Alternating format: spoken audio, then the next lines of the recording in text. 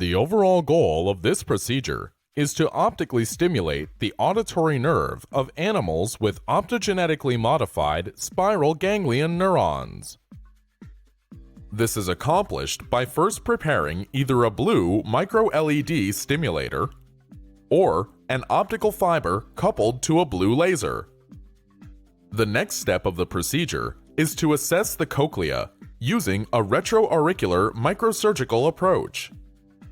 The third step is to position the optical stimulator to record optically evoked brainstem responses. The final step is to access the inferior colliculus to record optically evoked activity.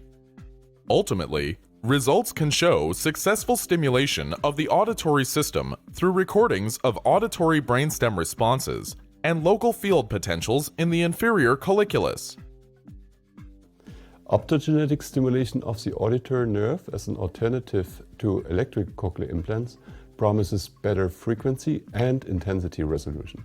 This is of great interest for auditory research, but the implications of this technique extend toward improved restoration of hearing in the deaf. This method can help answer key questions in auditory research, such as the role of pattern activity for the refinement of tonortopy during development, the requirement for spectral integration in sound localization, and the extent of interaction between frequency-specific afferent projections in the central auditory system. Visual demonstration of this procedure is critical, as the appropriate positioning and orientation of the micro-LED or optical fiber are difficult to learn.